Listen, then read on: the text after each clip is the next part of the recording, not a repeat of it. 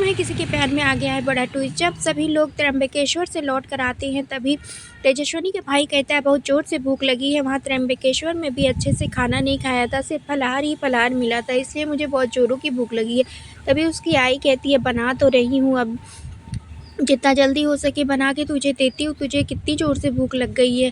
तभी यहाँ पर आती है तेजस्विनी और अपने बाबा से कहती है बाबा ये वहाँ पे पनीर टिक्का और पता नहीं क्या क्या ठूस ठूस कर 4 गिलास लस्सी बहुत कुछ पिया खाया है, लेकिन फिर भी इसको भूख लगाई है, पता नहीं इसका पेट है या क्या है। बहुत यहाँ पे सुनाती है तेजस्विनी। तभी उसका भाई कहता है भाई मुझे तो भूख लगी है, जिसको नहीं लगी है वो नहीं खाए। और तभी देखती है कि उसके बाबा की तबीयत कुछ ठीक नहीं लगती है और तभी उसकी आई भी कहती है तू ज़ोर-ज़ोर से मत चिल्ला, मैं तेरे लिए खाना लाती हूँ और तेरी बाबा की तबीयत नहीं ठीक है। तभी तेजस्विनी कहती है क्या हो गया बाबा आपको? और आती है तेजस्विनी बीपी चेक करती है तो बीपी बढ़ा हुआ मिलता है। तो तेजस्विनी कहती है बाबा आपने अपनी दवाइयाँ नहीं ली थी बीपी की, आप बहुत ही ज़्यादा लापरवाह हो गए हो। और उसके बाबा बोलते हैं कि शायद आने-जाने की जल्दी में मैंने बीपी की दवाई नहीं ली थी और आने-जाने की उसमें मैं रह गया, मैं भूल गया।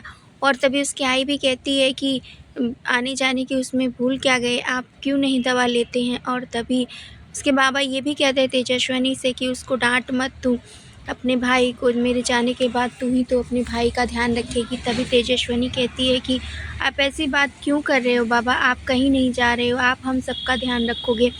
उसकी आई भी कहती है कि आप अपना ध्यान नहीं रखते, आप इतने लापरवाह हो गए हो, कम से कम मेरे लिए ना सही तो अपने बच्चों के लिए तो अपना ध्यान रखा करो। और तभी उसके बाबा कहते हैं हाँ मैं अपना ध्यान रखूँगा। और तभी जैसे तेजस्विनी बीपी आके चेक करती है, बीपी बढ़ा हुआ मिलता है, तेजस्विनी लाकर उनको दवा देती है तुरंत ही अपने बाबा को और अपने आई से कहती है आई बाबा अपना बिल्कुल ध्यान नहीं रखते और कहती है कि अगर आपकी तबीयत ज़्यादा ख़राब लग रही हो बाबा तो चलो डॉक्टर को दिखा के आते हैं।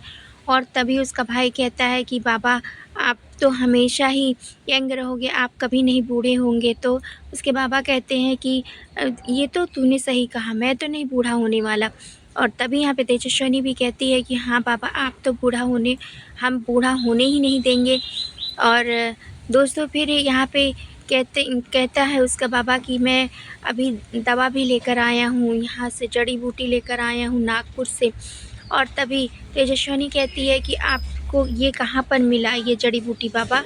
और तभी कहता है उसका बाबा कि मुझे किसी ख़ास ने दिया है जिसको मेरी बहुत परवाह है। और उसी समय वो सोचने लगता है अपनी बेटी के बारे में और तभी पता नहीं सोचते-सोचते वो बोल देता है अचानक से कि मेरी बेटी ने जो बहुत ही ख़ास है। और तभी यहाँ पर तेजस्विनी देखने लगती है अपने बाबा को और बाबा से कहती है बाबा सबसे ख़ास तो मैं हूँ।